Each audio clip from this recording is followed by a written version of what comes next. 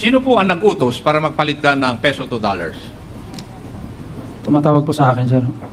Ano no? May tumatawag lang, sir. Sino po yung tumatawag sa iyo? Si Sir Belela, sir. Si? Sir Belela po. Si Sir? Belela po. Si Sir Belela. Siya ang tumatawag sa iyo para magpapalit ka ng dolyar.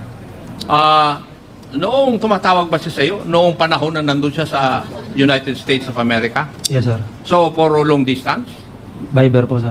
Ha? Viber? Yes, sir. Viber. Text o tawag? Tawag, sir. Tawag. So, tawag. Ang inutos niya sa iyo, magpapalit ka ng pesos to dollars. Ano naman, sir? Pag...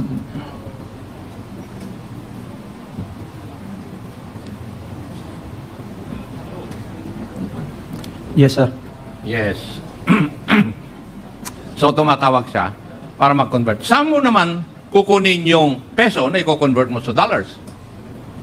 Sa PCSO building, sir. Sa PCSO building. Hindi naman pwedeng magbigay ng pera yung PCSO building eh. Kasi, siyempre, tao ang magbibigay ng pera. Di po ba, Captain? Yes, sir. O, sino po ang nagbibigay ng pera sa iyo para i-convert mo sa dollars papuntang US of A kay Colonel Villela? Sino po? Mga security po niya, sir. Ano po? Security po ni Security ni GM, sir. ni Madam Garma. Yes, sir. Sa dinami-dami ng security ni Madam Garma na galing sa CIDG, meron pa ang team ng NBI noon dyan eh. Sino sa kanila? Sino sa mga security ang nagbibigay sa iyo? Si Sergeant Obalye, sir. Sergeant Obalye, sir. Obalye. Sergeant Obalye, sir. Yung tinanong kanina ni Honorable Fernandez na kasama sa grupo na nandun sa PCSO. Yes, po, sir. Yes. Now, yung pagbibigay o pagkukuha mo ng pera doon sa taong yon, regular ba? When I say regular, is it weekly, 15 days, monthly, or 6 months? Hindi naman, sir. Ano?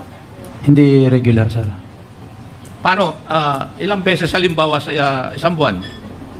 Wala, sir. Walang takdang, ano, sir. Walang takda. Walang takda po. So, ibig mong sabihin, Captain, ano ba, na pupunta ka sa PCSO, kumukuha ka ng pera doon para i-convert mo sa dollar at ipapadala mo kay Colonel Villela. Paano mo pinadadala yung pera na yun? Pakiulit po, sir.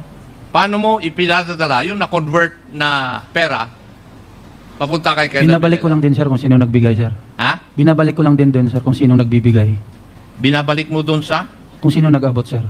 nag-abot sa'yo. Yes, So, sir. ibig sabihin si Ovalles. Yes, sir. May I know if we have invited Ovalles, Mr. Chair? We have? Is he present? Yes. Yes. Pwede ba huwag kang maupo dyan? Kasi iko-contempt ko sana si Colonel Grijaldo at saka si Colonel Villela dahil tinatanong sila, nag-uusap pa silang dalawa eh.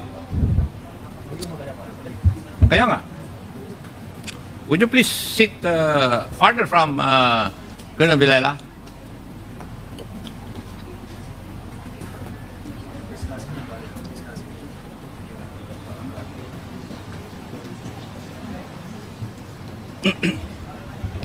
Sergeant Oballes, you are the first cousin of Madam Garma, tama? Yes, Your Honor. Good morning. Yes, okay. Ma-establish lang yung relationship. Narinig mo yung kasagutan ni Captain Anuba sa aking mga katanungan. Narinig mo? Yes, Your Honor. May katotohanan ba yung sinabi niya? Wala po. Wala. Yes, Your Honor. Wala. Yes. O Captain, sinabi nung sargento, ikaw daw ang sinungaling.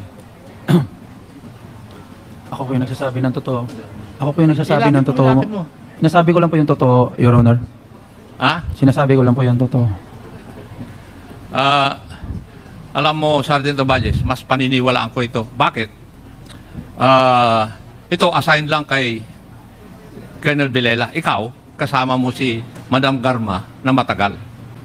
Di ba? Sinungaling ka rin eh.